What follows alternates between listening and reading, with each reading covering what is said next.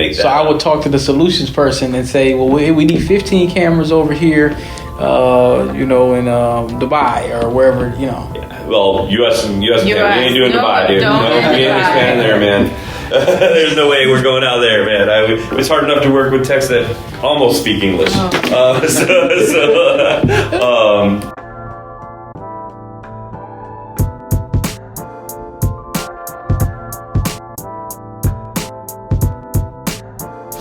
All right, y'all. Just arrived at the second interview for the project coordinator.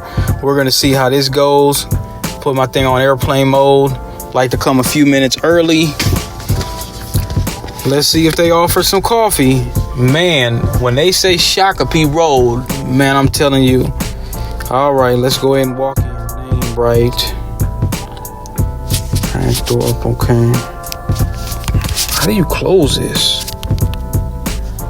I don't want to close it, but does it still go?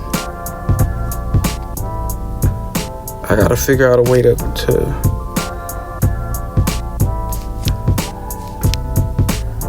I don't know why it does this. Anyway, get the name real quick again.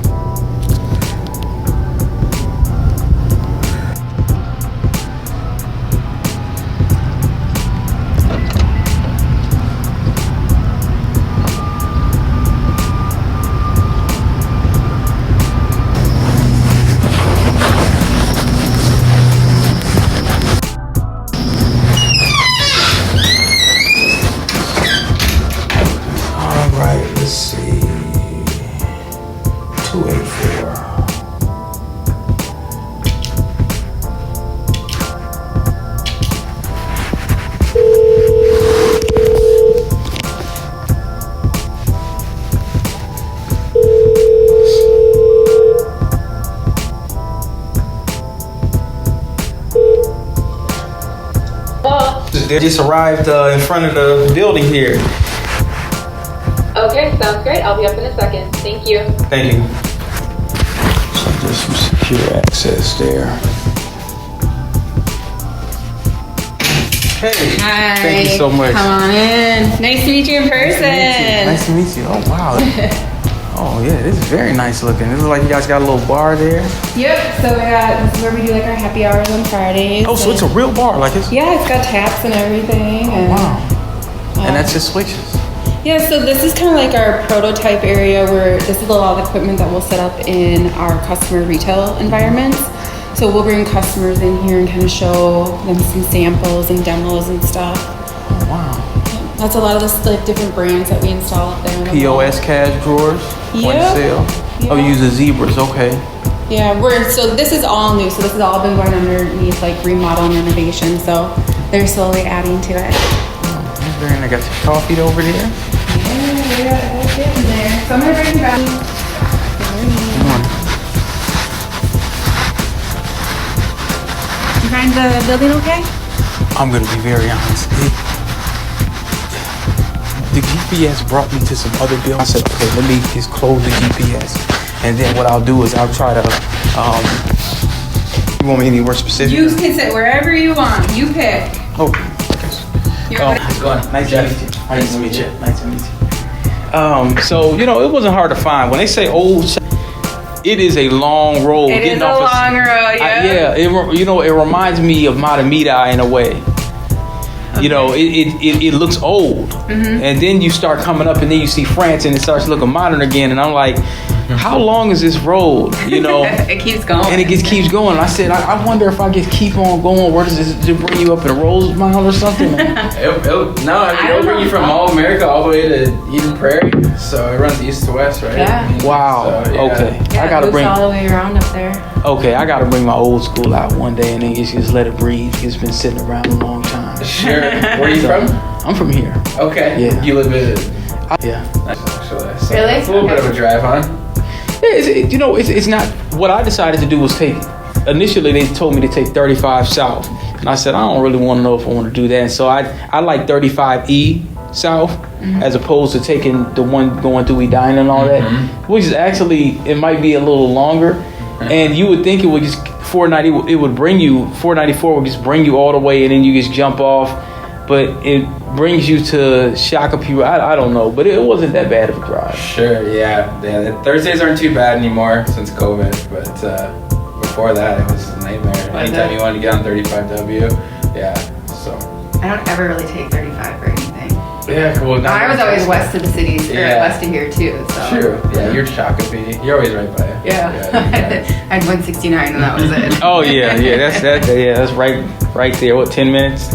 Yeah, it was about 10 minutes. Yeah, 10, 15 minutes. 10, 15, that's not too bad. Man, sometimes it gets really crowded up here. Right by the bridge, it's just ridiculous. Like, everybody will just stop for, like, no reason. And then they just start going. It's like, well, what were you guys looking at? Yeah. Like, what the heck? It might have been the pond or something. Was it? I seen like a little pond. Or are you guys talking about that little road where there's like the ponds on the side by the warehouse? No, so, like, along the highway. Hey, how you where doing? the bridge goes. There you go. Hey, nice to meet you. Is the PMO director, so he oversees our PM team, and then is a project manager, and he has been overseeing the client that I kind of told you about that we're hiring for. So I thought it'd be huge to be in here so you can kind of get some more background on the client. Okay. He knows it, and he'll be able to answer any questions from that standpoint. Okay. Yeah, nice to meet you. Thanks for coming in.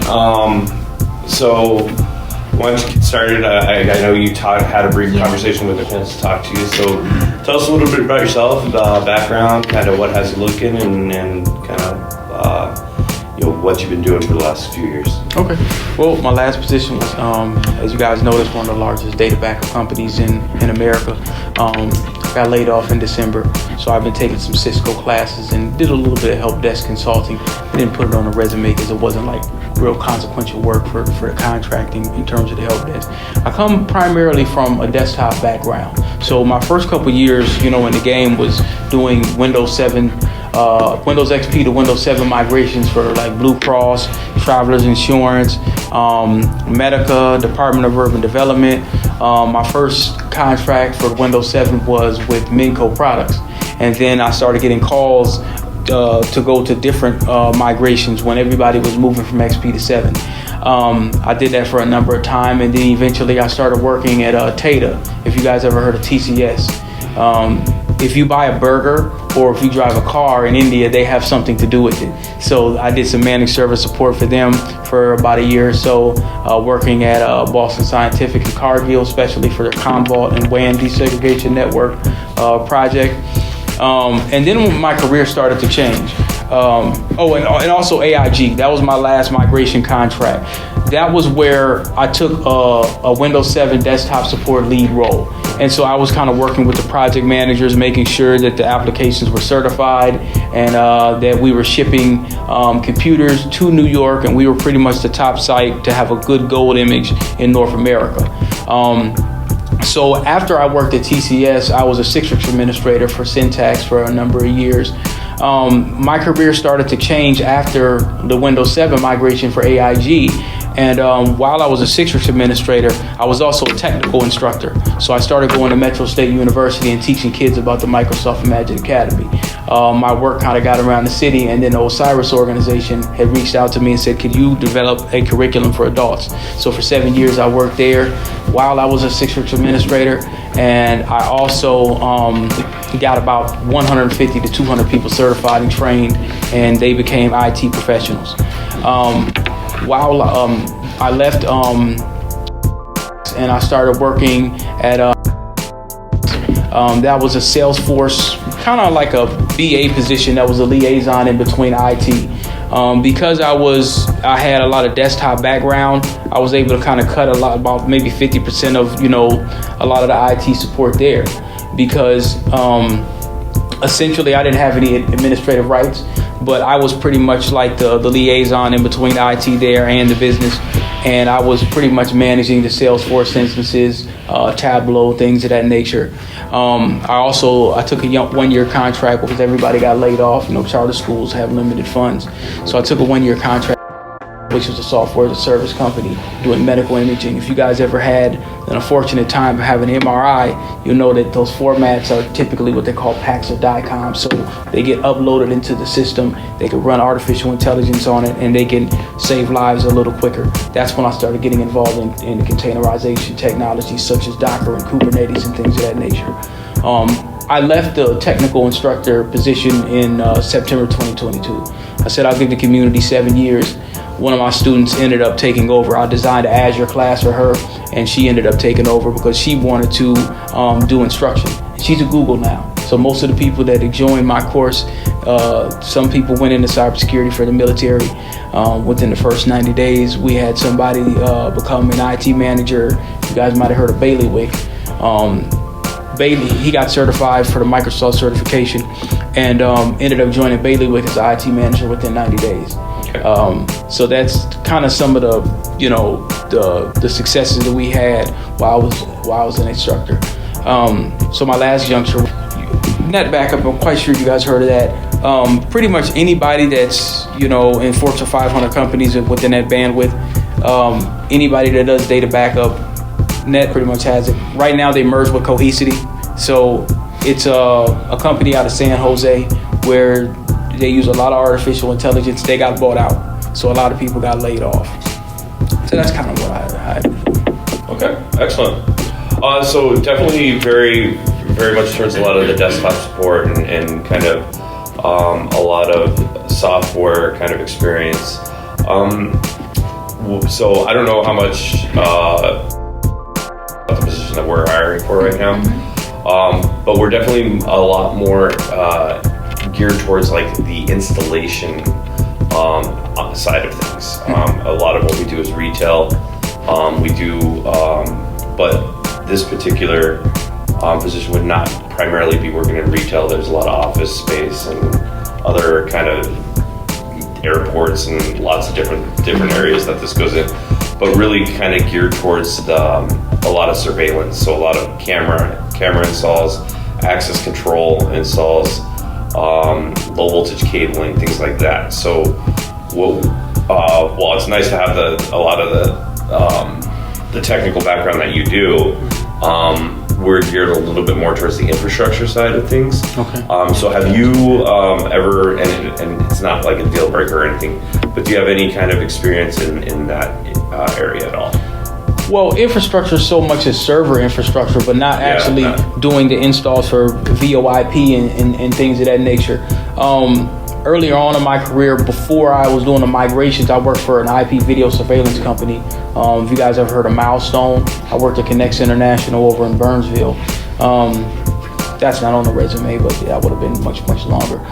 But no, I haven't really worked so much as, that kind of thing with the POS and the VoIP, infrastructure. My experience pretty much comes from, a lot of software. Initially, I came in doing a lot of hardware, desktop, and things of that nature.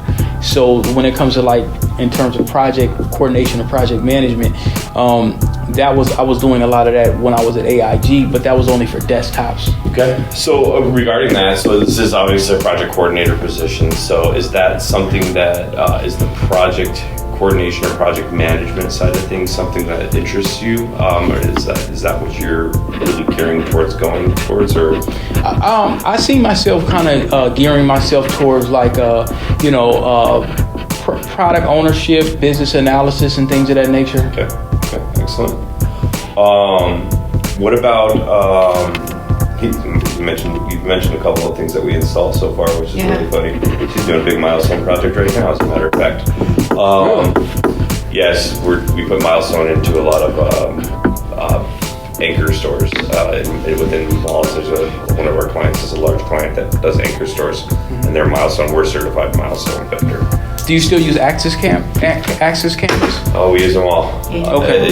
There's a camera brand out there. We've installed it, right? Okay. But this position actually is more geared towards Verkada. I don't know if you've heard of them. I have not. They're a cloud. It's actually a really cool product. It's cloud-based, so you don't need an NVR on location. Everything is done over the over the web. So let's see. We did talk when we were talking. You did kind of talk a little bit about your experience just supporting calls coming in, you know, from your previous clients, supporting technicians, like walking them through that, or I think it was your software remote support. Yeah, I did a lot of software remote support. I've been primarily remote like the past, 3 years. So, I was doing some remote support when I was working a lot of those desktop support positions. We were using things such as BombGuard. When I was at Flywheel, I was doing some remote, team viewer sessions and things of that nature when it comes to, customers calling in. I'm trying to think of what other remote support I was doing. I did some remote support with AIG, especially TCS on the Commvault migrations and things of that nature. So I've done quite a good share of phone support. Okay, excellent. What's your kind of preferred method as far as do you prefer to work in an office environment? Are you looking for hybrid? Are you looking for, it's a different world out there today, so, or are you looking for working from home? Oh, well, I've been working from home for a long time, but I'm open to hybrid and on-site as well. Okay. I think you told me that the position was on-site. Yeah, we prefer for at least couple of weeks for sure for training, and then just because with this project, there's so many more hands in the pot with like our, In my opinion, I prefer people to come into the office a lot more often. Yes, we are trying to, but yeah, so it'd be more hybrid, and then for sure at least the first couple weeks, 5 days in the week or 5 days in the office, so we can get training done. Okay, yeah. Let's see what else. So. Just a couple here. And if you're wondering, this is a number 2 pencil. They do still make these apparently. You're the first person I've seen in the interview with a I don't pencil. know how they sharpened it, but Where did you even find a pencil? Standardized test. that's right. Yeah, I forgot about That's how my kids do all their math testing. That's still the technology. Huh? Yeah. Oh gosh. No, so do you have any? I can kind of parse through the details here. Security, access control, data analytics, anything like that. Well, when it comes to data analytics, I could kind of speak to being a data systems coordinator when I was at Hiawatha Academies. That was pretty much a data-driven organization. So with me being the Salesforce administrator and kind of managing the instances, I had to use Tableau to kind of spit out visualization and things of that nature. It wasn't a whole lot of analysis, but I did help with some of the extractions of the data when it comes to, I think it's not maps. It's something. It's like a state standard for tests. See, the way that charter school worked was, we used what they call Infinite Campus. I don't know if you guys got kids and you use that. So Infinite Campus would go inside of Salesforce and be a feed. Then you had what they call Form Assembly. That would be a feed as well.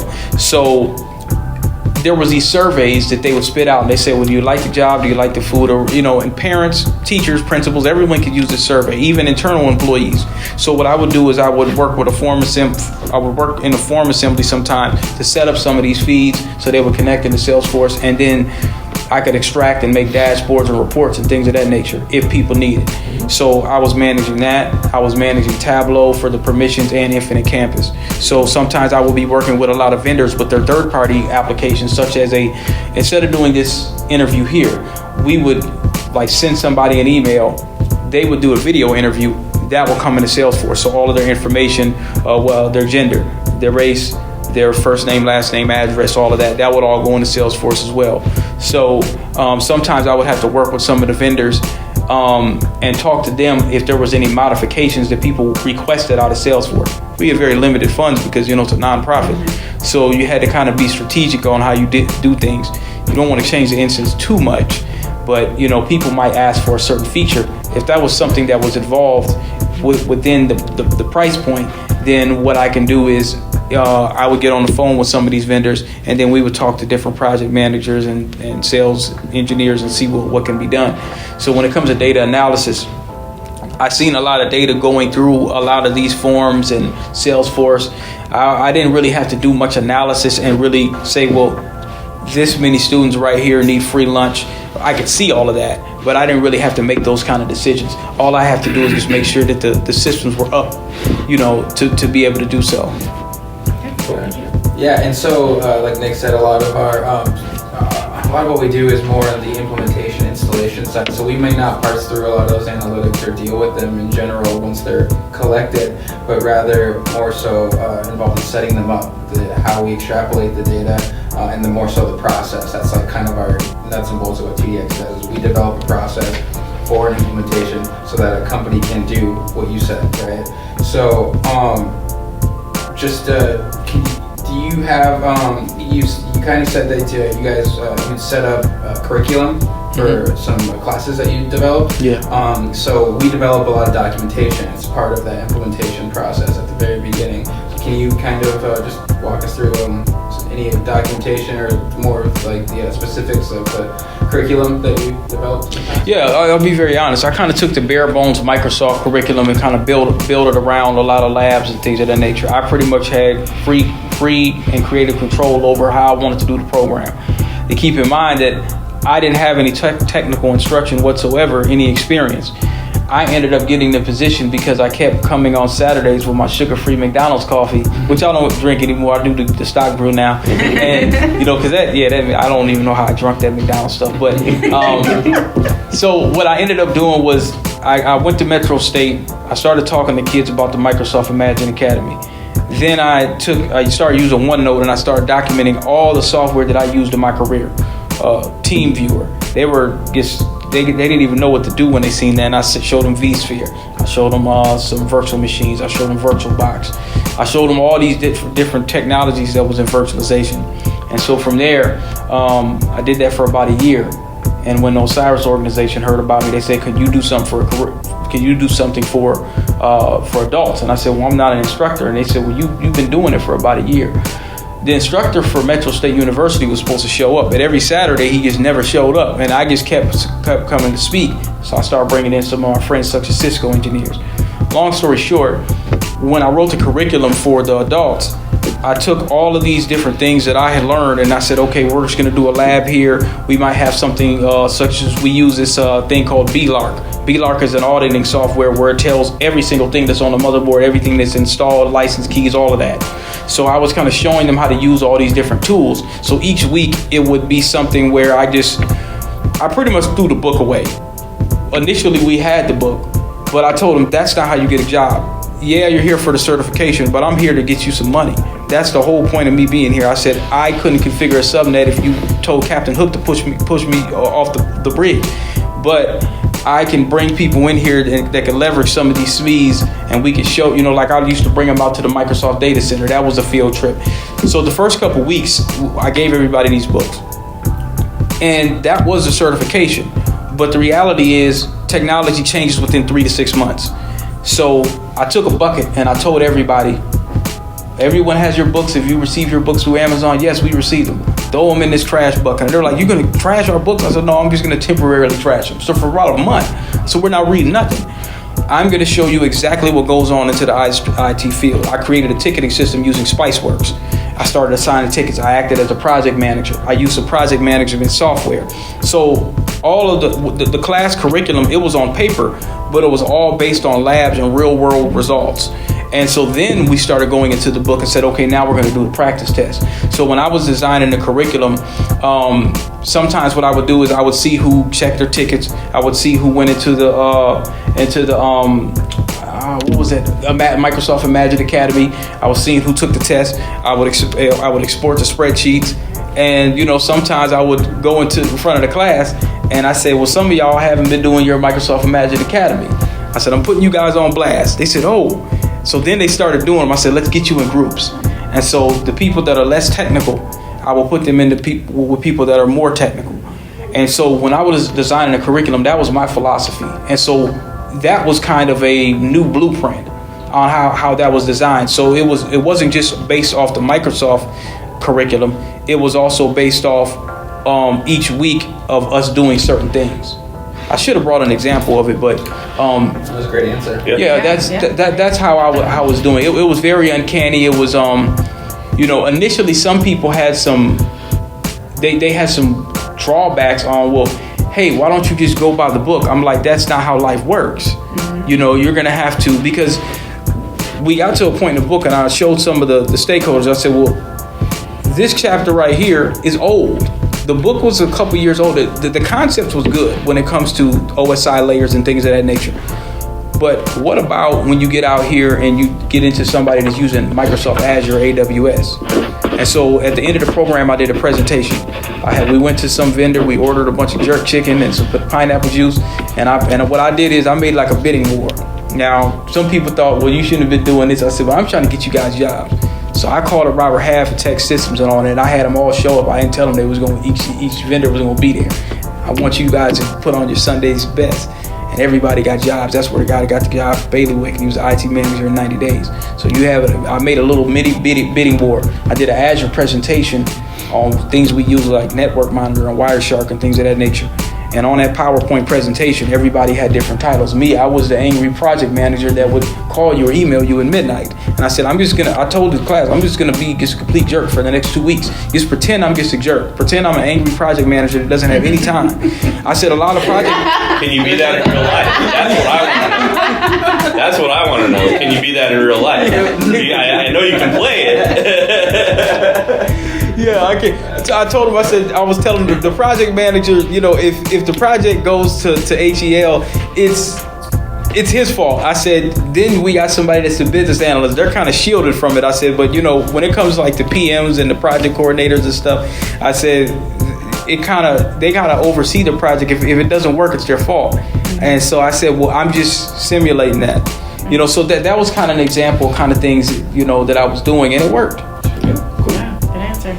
So I've got a few kind of just kind of stock questions, but the first one so one thing, I'm looking at your resume, and I don't see any like secondary education on here. Are you like self-taught everything? Like I'm kind of self-taught, and I didn't usually. Here's the reason why I don't really put some of the stuff on my resume. Like I got my high school diploma.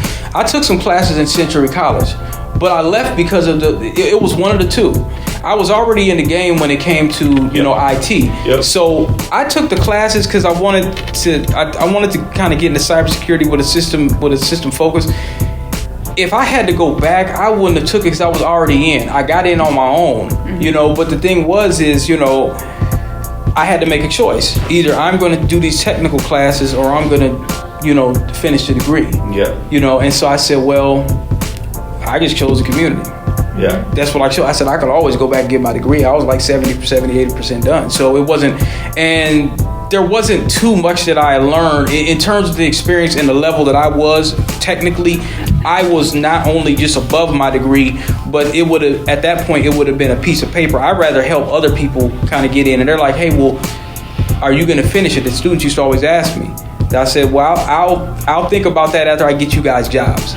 And, like I said, some of those people that got those jobs, they didn't have to get into $30,000, $40,000 within debt.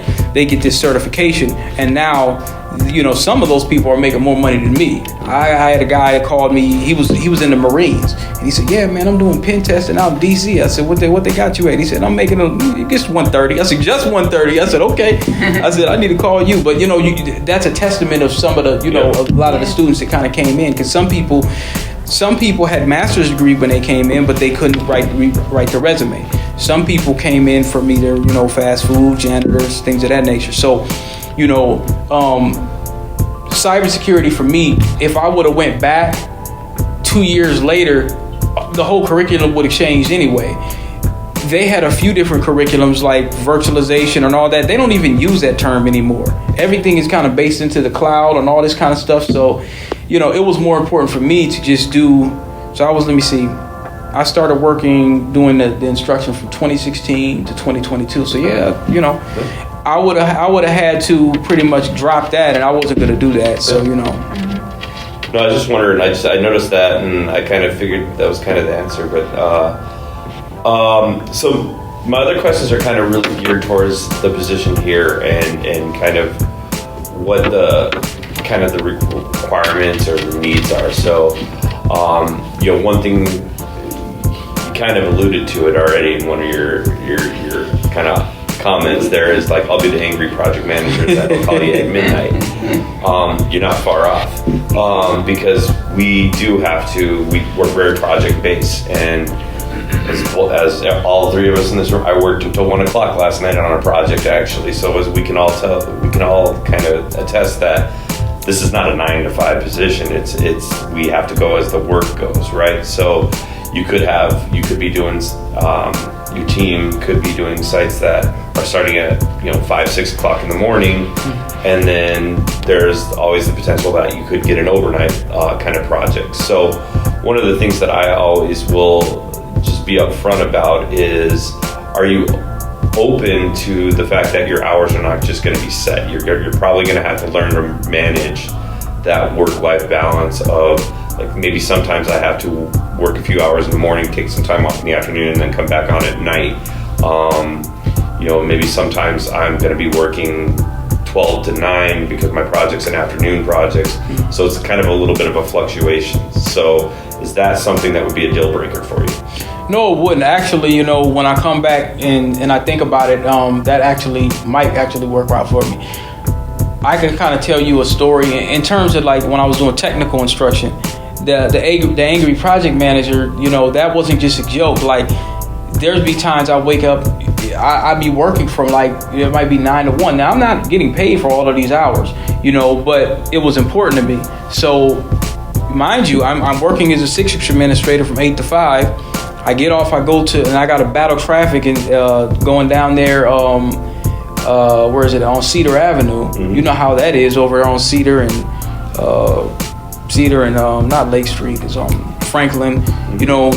You're getting all that traffic, you're waiting on the students to come in at the park. So I might be at the park till 7, 8, 9 o'clock, but then I'm back looking for jobs. I'm acting as if I'm looking for a job, but I'm looking for jobs, reaching out to recruiters and doing all of that and kind of stuff. And I'm getting emails all day. So when I'm working as a Citrix administrator, Tech Systems is hitting me up. I said, okay, I'll talk to you guys at lunch. Well, one of your students, he didn't show up. I'm like, oh. So now I'm repairing relationships. I'm talking to people. I'm overly working, to make sure that, these guys are getting work. And a lot of times, I would be up as the angry project manager, making PowerPoint presentations and sending people emails. And I said, this is getting to be too much. So I said, okay, we're going to have to use Slack. And so I had everyone download Slack. So if there's a question, if I'm asleep and I get pinged and I wake up, I'm not going back and forth between emails to each individual people. Just throw it all in the chat. If you guys got a question, if there's a job, I'm just going to put it all in the chat. So, sometimes I would have some uncanny hours. Yep. What are some of the things, so I think you've kind of been at a few different types of companies, large, smaller, education, everything. What are some of the things that are important to you in the next company that you work for, as far as, like, the culture and the type of company, like size of company, whatever? Okay. I would say, cutting edge technology. I like people that are kind of open and free range. A company that's open to ideas. A forward thinking company. I would say like an ego-free environment where you kind of roll up your sleeves and, we all work together. I can work independently, but I do like to collaborate. As you guys know, I'm a good talker. I like to talk. Those are some of the things that I will be looking at where, and when in terms of management style, somebody that can, say, all right, these are the things we need to get done. Here's the training provided, and then we can get the job done. Okay. I just have 2 more, so I'll open it up to you guys to go. Did you have anything? No, I think I'm good. We had a good conversation today. Yeah. You got some? What questions do you have for us? Oh, now when I was looking at your website and I was looking at a lot of the things you guys do in terms of installation, managed service, things of that nature, where do you see this company going within the next 5 to 15 years? So we don't do managed services. That's one thing that we don't do. We get asked to do it all the time, and it's not what we want to do. It's not who we are. I can tell you the little background on the company. It's over 45 years old. It started with a different name. We've been functioning as TDX Tech for I think the last about 20 years. Before that, it was Xerxes Computing, merged with another company called Transaction Data, and that's how it became TDX. But we started actually as more of like an IBM hardware sales shop back in the day. I mean, IBM hardware would go end of life, and all these retailers they'd be kind of up a creek, right? They wouldn't be able to, IBM just wouldn't support them anymore. So there's a ton of places around here that figured that out, and they started buying up all the IBM hardware, and then they would sell it to these retailers when IBM wouldn't sell them and stuff once their stuff was end of life. Probably in the last 20 years or so, we've shifted from being where we're more hardware oriented to service oriented. So we have made the transition to where a majority of our business now does come from deployment, whether it's deploying the hardware that our customers owned and they house it here, and we refurb it and we send it out to their locations and then install it, or the service of what our team does, which is the feet on the street, which is we work with the IT technicians all over the US and Canada to actually go in and do the implementation of the install. Whether it's in a retail environment, we've done a lot of distribution centers. Jeff's installed cameras in airports. I mean, it runs the wide range of things. So we're going to continue to be very retail focused.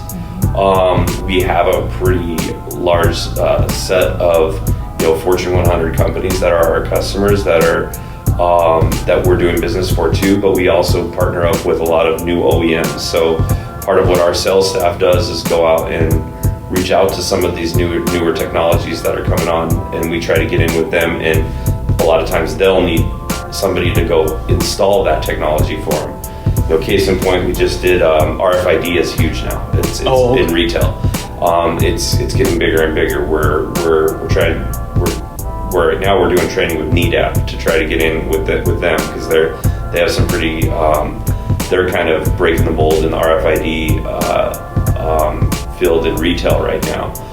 We just did a project with where we put like these iPads into fitting rooms, and when you walk in, as soon as you walk in, everything that you're holding in your hand pops up on the iPad, and you can, like, if something doesn't fit, you hit the little button, it tells the attendant, like, hey, go grab this in a different size and bring it to this fitting room. Wow. So like we do try to, like, a lot of our cutting edge stuff is a lot in the retail industry, but then also surveillance and, sorry, that's probably a tech. The other one would be surveillance and access control. More and more people are getting in analytics off of that surveillance. So that is a big portion of what this coordinator would be doing, is working in that industry. So installing a lot of cameras, a lot of access control systems.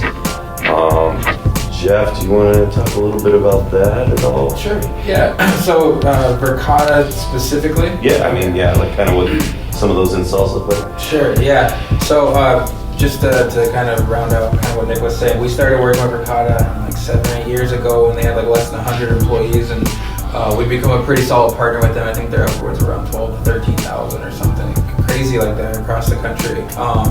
And so essentially what we do with them, it started with cameras and it's grown into alarms and access control. And if you're not familiar with access control, it's basically like, key card access, things like that. They do facial recognition, they do the works. They're kind of one of the leaders in the analytical spheres. And it's more of a high-end security system, whereas opposed to like alarm.com or something else, kind of a mid-tier. Okay. But essentially, yeah, the sales guys, they find the leads and they sell the products, and we develop the implementation plans alongside those stakeholders to give to whatever their needs are, whether it be a fully encompassed security system integration, meaning their ecosystem would consist of alarms, access control, and cameras. It all works together. Sometimes it's just cameras. We love those because they're the easy one. Yeah, they're easy, and they there's not a lot of money increase or revenue, I should say, when we start adding all the details. But we're committed to doing all of it, right? So essentially, we'll go in there, we'll get a project, we'll develop the implementation plan, the maps. We'll isolate a team that we want to work with in that area, and that's a huge part of the job. It's kind of the inverse of what you were doing, where you were going out trying to find jobs for people. Right. We're trying to fill jobs for people, or we're trying to hire the people. Sometimes it's vendor partners that we work with directly. Could be W-2s, or we use other third-party platforms to staff projects as well. But essentially, that's kind of how that works. And then that would be a big part of what you're doing, in addition to supporting it while it's ongoing. So once the techs arrive, they should have all their documentation, they should have an inventory list, they get to work, and we're supporting the entire setup from beginning to end, right? So the guys in the back will have added all the cameras, and essentially that's kind of how it works, is we are full end-to-end solution provider for these customers. So what does a day in the life look like? You know, like if I'm coming in, for example, like your expectations within the first, 60, 90 days, a year, walking through the door, coming in, training, and then working with these people or calling them and whatnot. Yes. Nice. It's for me? Oh, thank you. Yeah, so it's a good question. So we do have a little bit of a training protocol, which is there's a couple weeks where we go through a little bit of an orientation, and that orientation is really where you're learning things.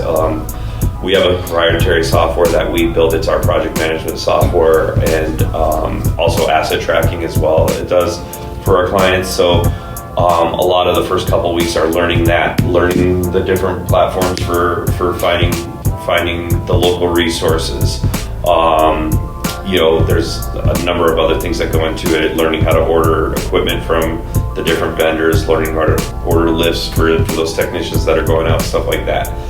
Once you kind of get through that training, then really what this position is going to be about is you'll be working with basically as an opportunity would come in. We would probably have somebody go out and take a look at the opportunity. This person would probably schedule that technician to go out there and get the photos, kind of do the site survey, if you will. Get that back in.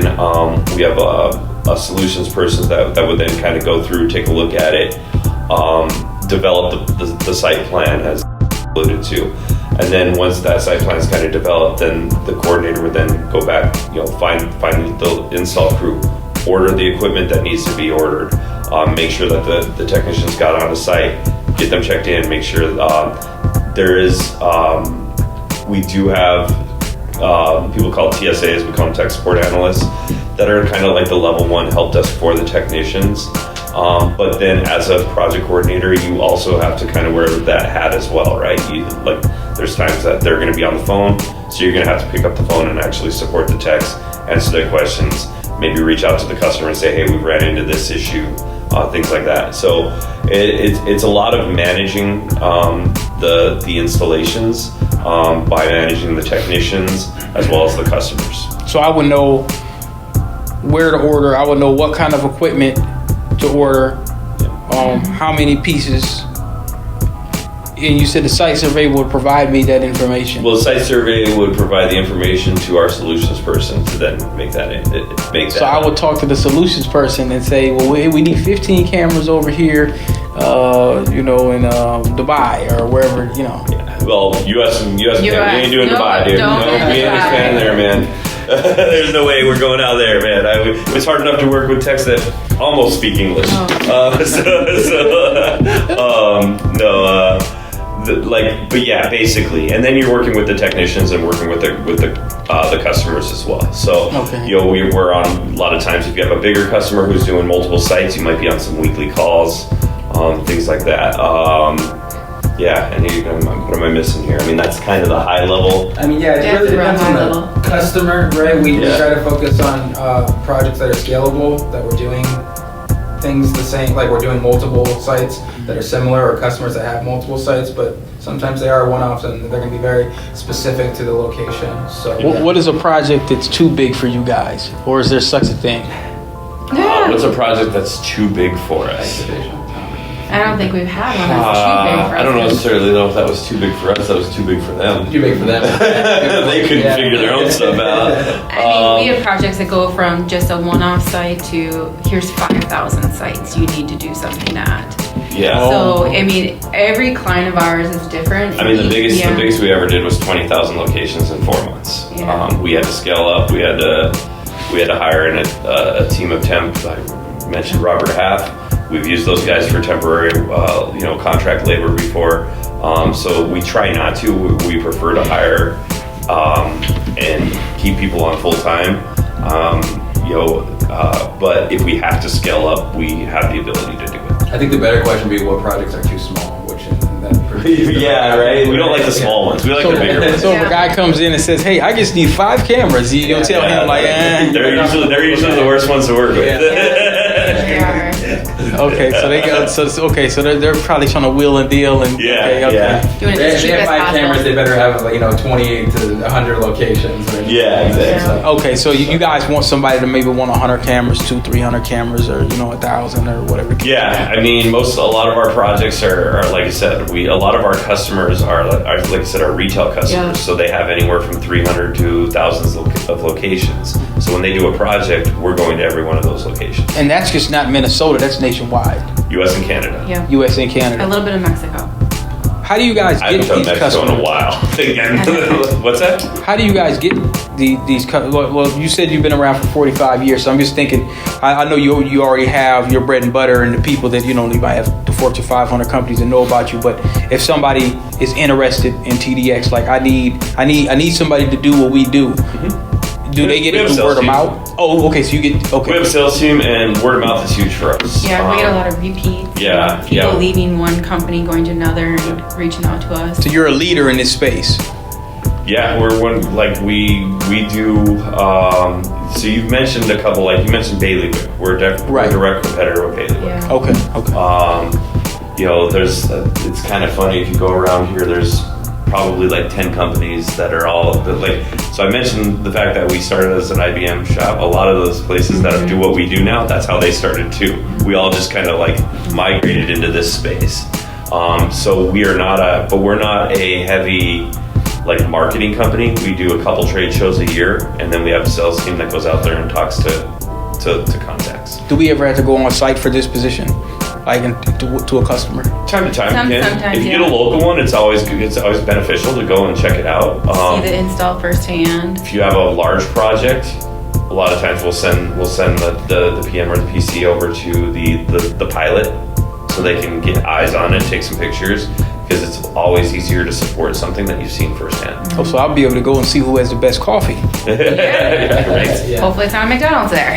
Yeah. Oh, I will geez. say our physical footprint is not emblematic of our national reach. Like, Oh, yeah. that's a misconception. I think what some of our customers even have. They think that we're smaller than we actually are, and we've taken on some big giants. Oh Absolutely. yeah, we have a lot of big retailers. What other questions do you have? What would you say would be, the top 3 qualifications in this role, and what are the biggest pain points in the position? Well, I think the biggest pain points in the position are probably when you get a project that's really going, it can be very heavy on your time. So there are times where you have to put in extra work, right? Like you have to put in 60 hours in a week because that's what that week, dictated, because there was issues, or it's like I'm helping a team right now with the startup of a project where, we're getting ready to, we have a project right now that has 4 different touches. All right, we're doing hundreds of sites times 4 because we have 4 different touches. So we have to basically manage not only finding somebody to go hit each one of those touches, but we have to manage the timing of all that. So this initial kind of month is a really heavy work month because we have to get everything figured out. Now, once we have it ironed out, it'll kind of be better and we'll get back to normal. So that I think is one of the number 1 stressors. And quite frankly, some people can't handle that.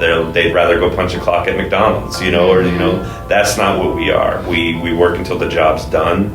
And we don't punch a clock, we're here to do what we do, and that's why our customers like us, is because they know that if they have to call us at 7 o'clock at night, we're going to answer our phone, stuff like that. So that's something that's not for everybody.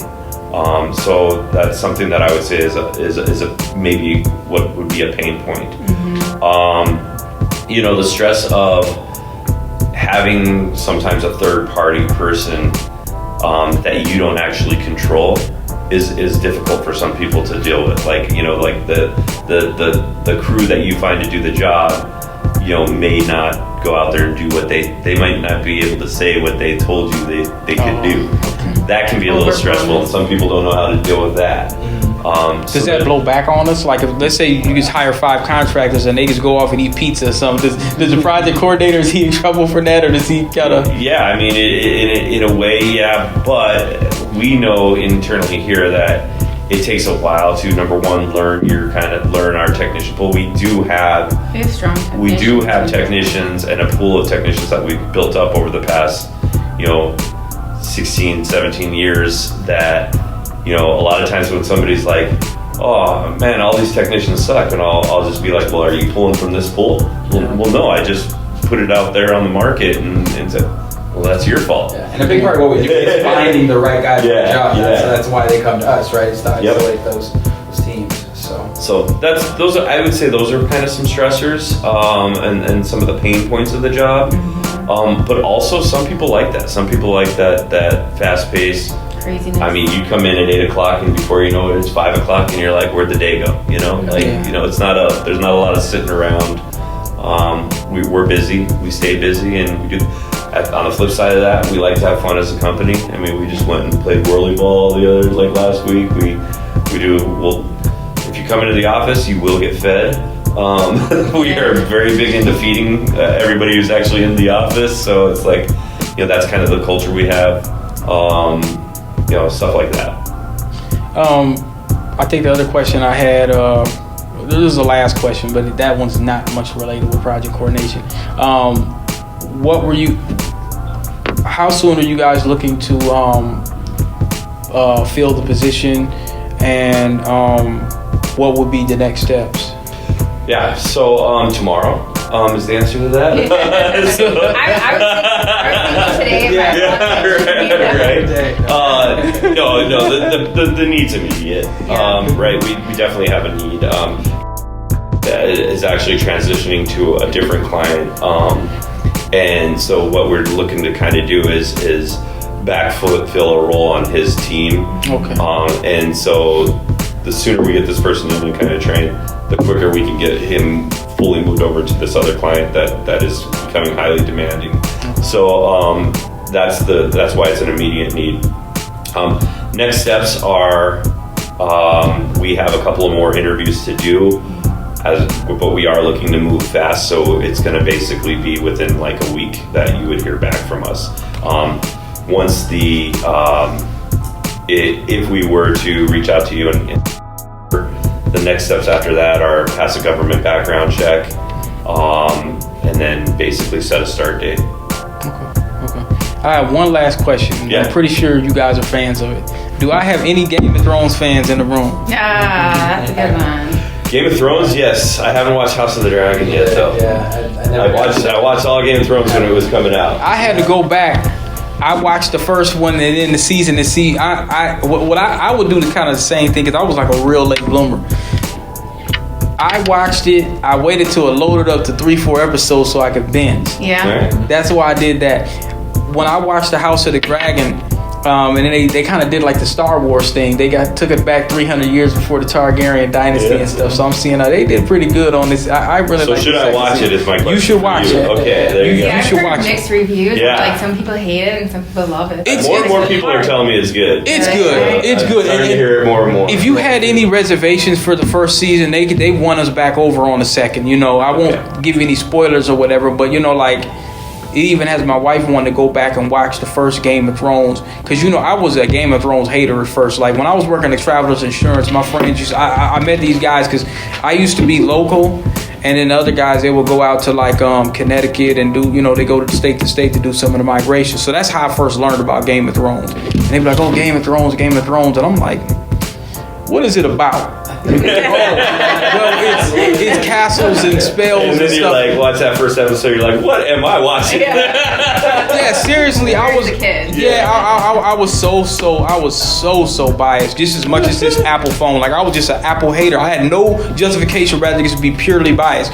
When I watched the first episode of Games, and this is years later, when I enrolled in Century, when I was the state fair was going on, and I went over to Wingstop, and I sat there in my living room, and I was watching the first episode. And I was watching the first episode, and then I seen Lannister, and I'm like, it's him and his sister. I'm like, oh my God. I'm not about to watch this. Pushing a kid out of a tower? What is going on? I'm like, what? So this is the first episode. So now I go to the second one. I'm like, oh, okay. Then the third, and then they did Ned Stark dirty. Oh, I'm hooked. I couldn't even, like, I almost failed a class. I'm like, oh my goodness, this is, where about, and I thought about Willow. I said, I should have, why didn't y'all tell me this was, why didn't y'all tell me like that this was like Willow? I love Willow. I said, I like all them little old school kind of Robin Hood and stuff, but they didn't tell me that. They just said it was almost like not a soap opera, but they made it seem like it was, I don't know. Yeah. So, but when I finally got a hold of it, I said, oh yeah, this is good. So yeah, we'll be done in just a second. Oh, that's right. Oh, you don't know what we're doing? Are we booked? I think we're double booked, yeah. Oh, okay. yeah, that's all. No, so you hit on my last question, actually. My last question was going to be, you told us all about this, tell us something about yourself, and now I know you're a Game of Thrones fan. So Game of Thrones fan and an avid studier of praying mantises. I had a few. I used to actually order them off this insectsales.com. Okay, excellent. Yeah. Well, Derek, thanks a lot. I appreciate it. Here's Yeah. my card as well. Oh, thank you. That was a very nice card. We appreciate you coming in. And like I said, next steps, so we'll be in touch. Nice to meet you. Take it easy. Thank you.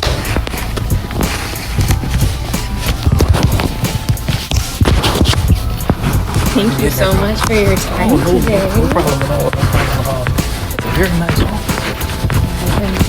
Very quiet. Noodles this morning. Usually pretty quiet in here. So, like Nick said, we have a couple more coming up, and then I'll probably be in contact with you within the next couple days or so, and we'll go from there. All right, thank you, ma'am. Thank you so much. Take Have a care. good day. Thank you. How are you? Good. You're so good. Hey, thank you. Take care. All right. Let's see what Cyber International is about. Oh, it feels great today. We take X to the playground for show. I'm always doing bad parking.